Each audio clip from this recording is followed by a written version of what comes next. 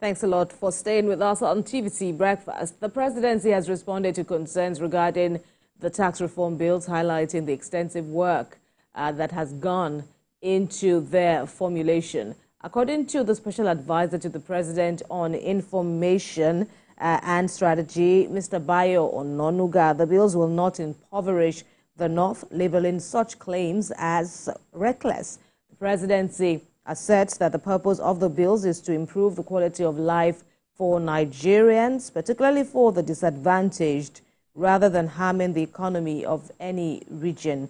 Well, reactions to the proposed tax reforms remain mixed among the states, with some expressing support, others opposing, and a few still reviewing the bills. The Senior Special Assistant to the President on Media and Publicity, Temitope Ajayi, also says the reforms are the result of contributions from more than 80 professionals over 14 months. Mr. Ajayi warns that any delay in the passage of these bills could result in a lengthy legislative process, akin to the 20-year journey of the petroleum industry bill. Well, let's check with public finance analyst Olusegun Elemo, who joins us via Zoom from Abuja. Thanks a lot for joining us again, and welcome. So, all right, we understand that Olusegun Elemo is in Katsina. I hope you're enjoying your stay so far. But in terms of the balance between, when you look at the controversy, the balance between information and perception, what do you see on ground looking at the controversies lingering on these bills? Yeah, thank you very much for having me. Yeah, I am enjoying Katsina. The weather here is, yeah, the weather here it's a bit cool and right. Hoping to get back. Well, I think on the issue of the tax reform and some of the controversy that it is generating currently and the debates, I think there are healthy debates. Yes, the perception is there, owing to perhaps maybe long-term trust deficit between players in the federating units. But what is currently happening, I am even seeing it beyond opposing the tax reform itself. I think it's largely a question of jittering around the broader fiscal federalism that should happen in Nigeria. And the current president, President Bola Ahmed Tinubu, had always been a proponent of fiscal federalism. So I believe that some of the political actors are seeing some sort of signal that could point towards some broader fiscal federalism. And in the real sense, tax reform, really, it's about fiscal federalism. But what may likely happen, as I do not have any evidence to this, but I'm thinking that what are we debating so much about the tax reform? Other than the fact that after this reform, if it eventually and when it does pull through Parliament and the president signs it into law, you may then begin to have the real conversation around resource control, which will then take us back to where we were many years ago. And even though we were there many years ago, many of the agitators around resource control, particularly in the South-South region and in some other parts of the country, have stayed on that issue. And for me, I have also been an advocate of proper fiscal federalism, which certainly involves resource control. Mm-hmm. I've always said that the federal government does not have money of its own. Where the resources lie whether human, whether material, whether natural, where they lies is at the subnational level. As such, the subnational should be allowed to have some level of control and contribute to the center for certain constitutional obligations, which is what this tax reform is now trying to address. And recall that the chairman of the committee also mentioned that even the share of the federal government is now being proposed to drop from the previous 15% to 10%, providing the extra 5% as equalization fund, which will sort of balance whatever may be the shortfall on different parts of the country where the the distribution occurs.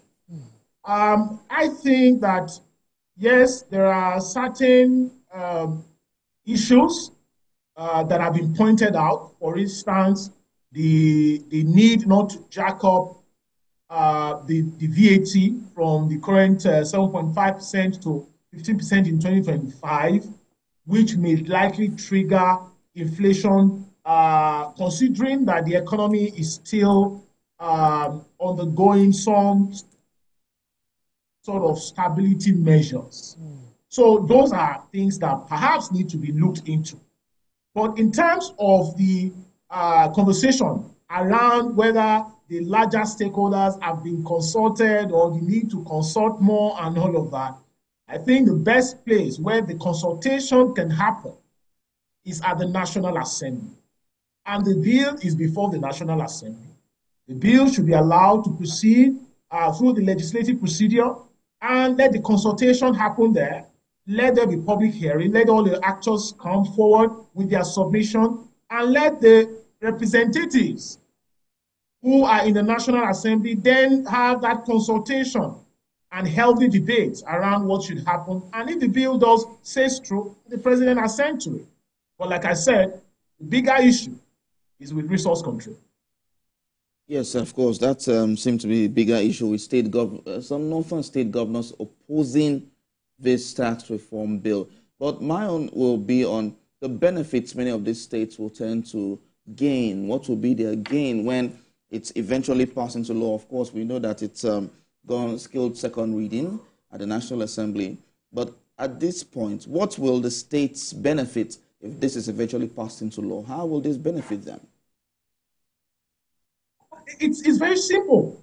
It's very simple. Just like the way you have derivatives on oil for oil-producing states, what this translates to is that you will get your fair share of what is happening economically in the country as per your own location.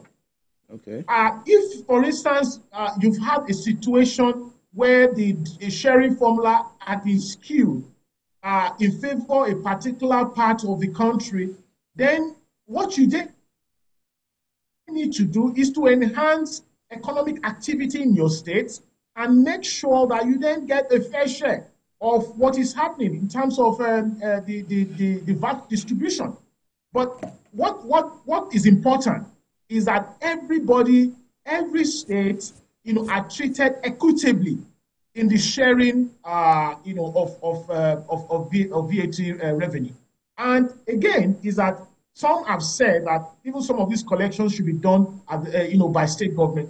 I think there's been some clarity around the collections that state government can handle, which is sales tax, and the collections that should be attributed to the federal government around the VAT.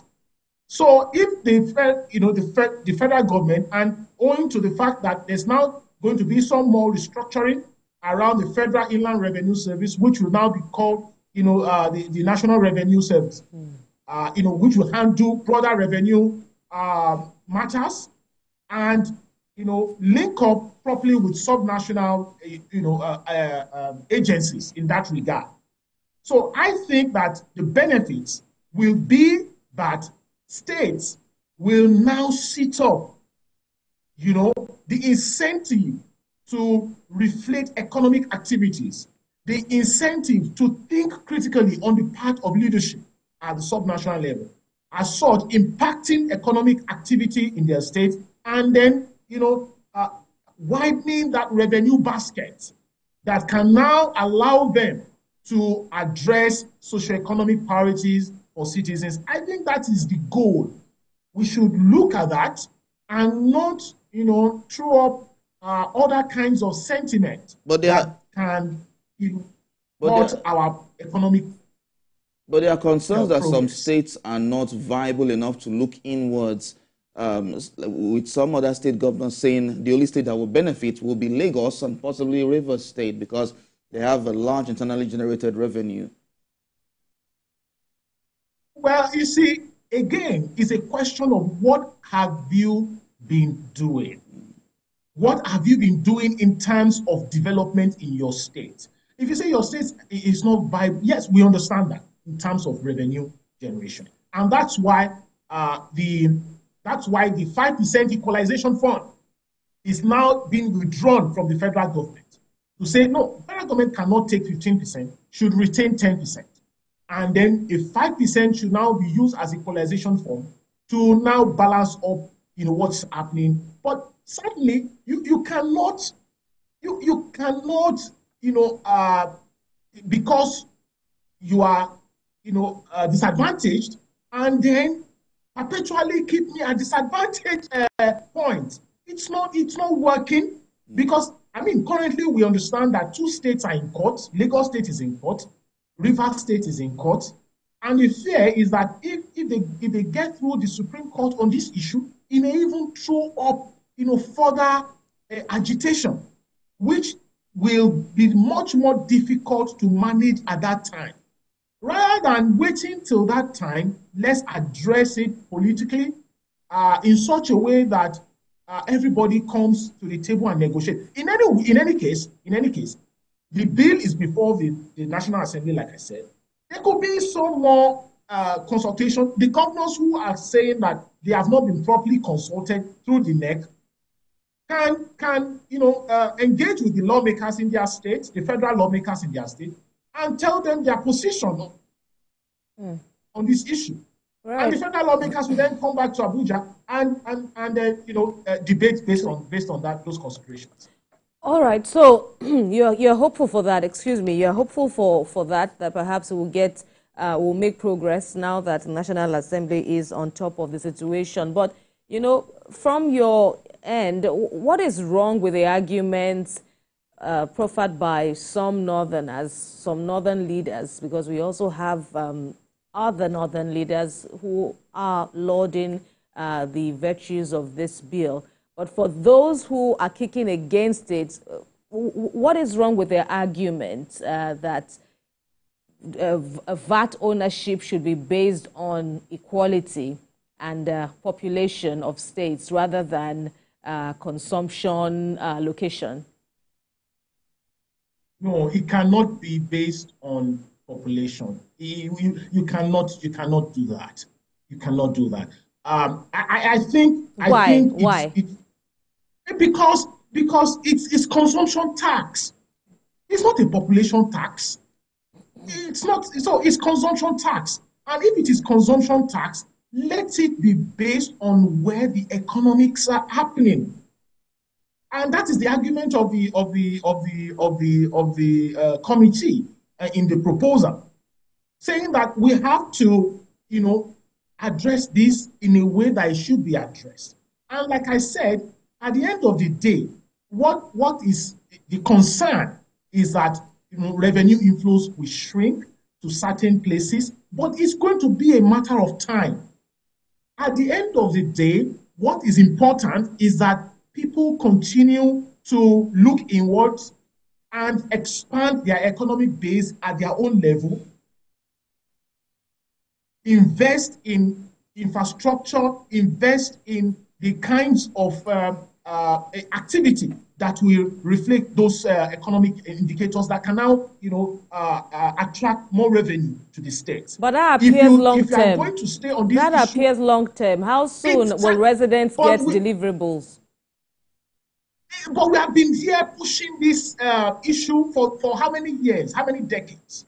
We cannot continue to push these things and push it forward and push it forward. Like, you know, we're currently understanding that some people are saying that the timing, there will never be the best time to move us forward.